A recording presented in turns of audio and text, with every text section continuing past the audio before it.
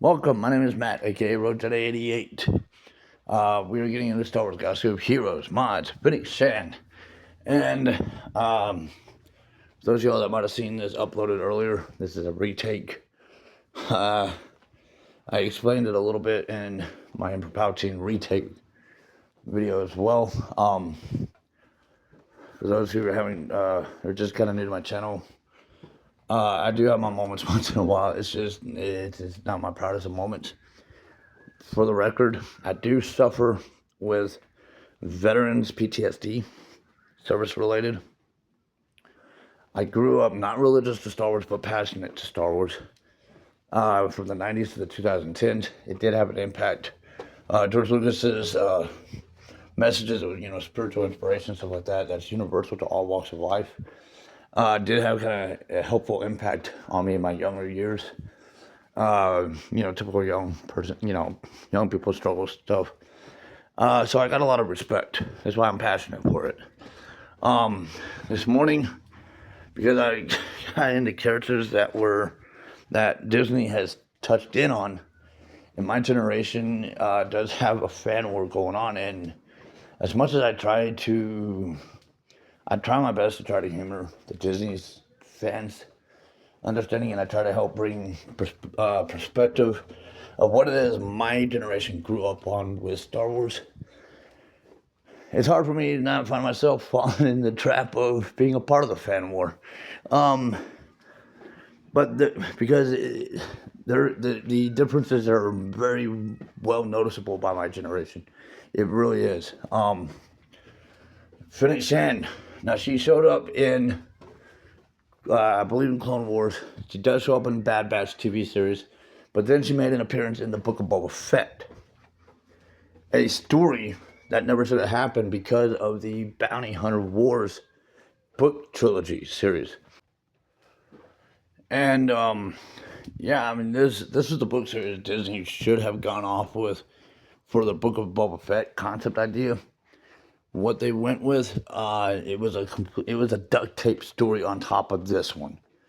And of course, you got all the people trying to say, well, that's legend, that's canon. My generation is going to defend Star Wars, saying this is not Star Trek. We don't do that timeline jumping thing. Not in Star Wars. It never has been seen anywhere in my generations of Star Wars. Not until Disney stepped in and screwed up with the sequel trilogy. And they screwed up because near the end of the George Lucas era generation of Star Wars, they were given Young Jedi Knights book series and the New Jedi Order book series from the late 1990s to the 2000s to work their sequels off of, and they did not follow through. That's actually what started the fan war. That was one of the first things that started the fan war. It was already kind of boiling when we heard that Lucas was possibly signing over to Disney, because we know Disney's infamous history as far back as Walt screwing up other people's stories. I mean, they have an infamous history for this, and we were scared for Star Wars. We were afraid it was going to happen. They knew we were afraid of it. And instead of actually giving us a new hope to trust them, they gave us exactly what we expected. A nightmare.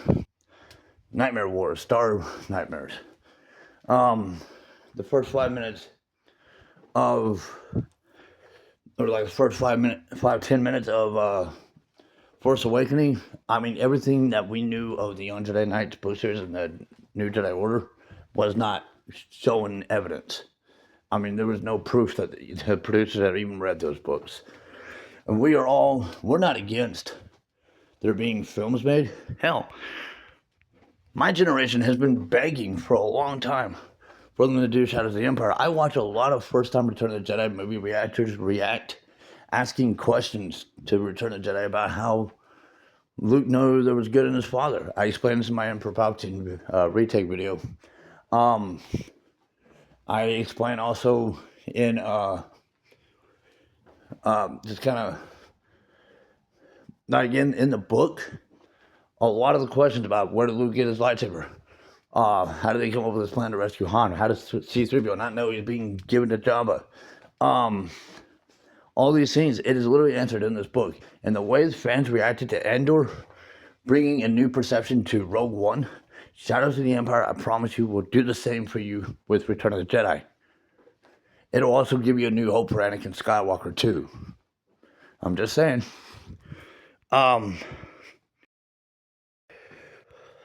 When it comes to the Bounty Hunter Wars the trilogy set, it was actually Aurora Singh and Dengar who helped Boba out of the Sarlacc pit and teamed up with him to take down the Bounty Hunter Guild. There was no Deimos thing. There was no Tusken Raiders. There was none of that. None of that. That was all Disney, and it was a duct tape story on top of this book series, taking advantage that the Disney generation fans are getting in the way of the fan war of my generation trying to call Disney out to do the story right, do it correctly. I was born with a heart defect. I've had to have a lot of heart surgeries in the course of my life. Yes, I've been able to do some service work. That's where I got my PTSD. It depending on what type of service work I was able to do, because I still wanted to do service. It's a family tradition for me, I guess. My dad was Vietnam Marine. My granddads were World War II vets, stuff like that. So, I was just trying to follow the tradition. At one point, I was supposed to have a surgery. A doctor walks in to stop the surgeon from pre-oping me. He just got out of a meeting with some of the pioneers of cardiology, Tikuli Tebeki, Dr. Tikuli, Dr. Tebeki. They're pioneers within the cardiology world, anyone who's familiar with it. And pointed out that they had a meeting with him saying, don't do a surgery on this kid. He's still healthy.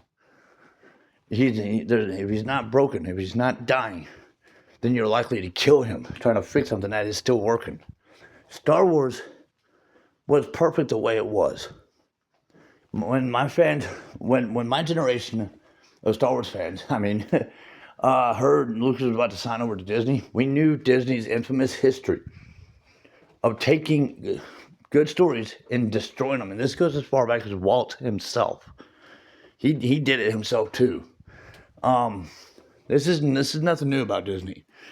My generation was afraid Disney would do this to Star Wars, and they did not disappoint.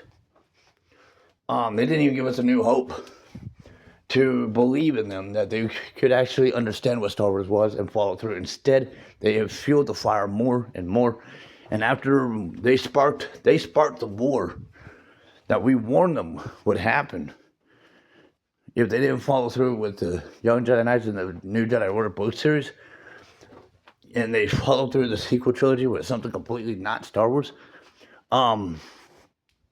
they did it again, taking advantage of this Disney generation of fans, putting in a new concept, legend, and canon that never existed in my generation of Star Wars. This is not Star Trek. We don't do the timeline jumping thing. We never did. That we're not against seeing the films. Like I said, we want to see Shadows of the Empire done.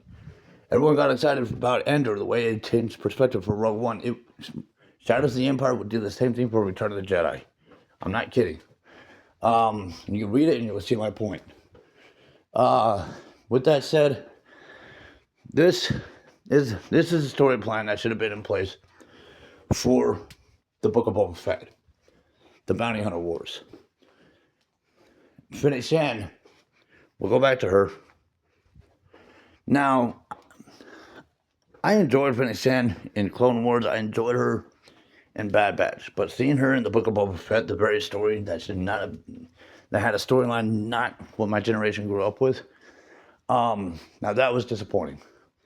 But we're here nonetheless. Fennec Shan is an attacker.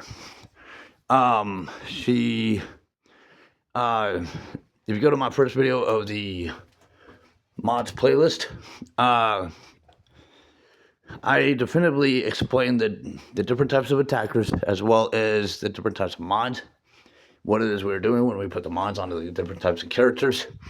We're basically cross-training them from their primary role position that we recruit them for our squad battle, any kind of battles with our squads.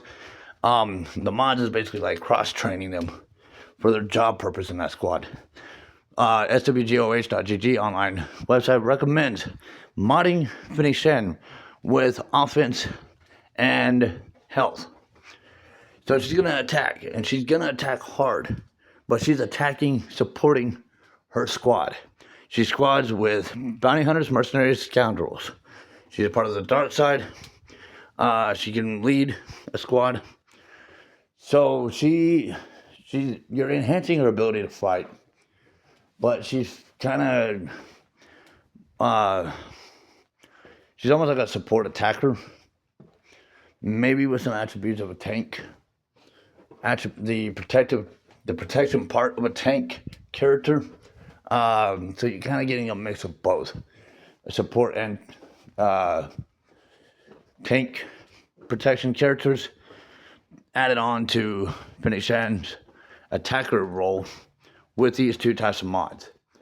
That is Fennec Shan mods for Star Wars Galaxy of Heroes. Subscribe to the channel, like the videos, comments, questions, suggestions down below. And thank you for following. May the Force be with you.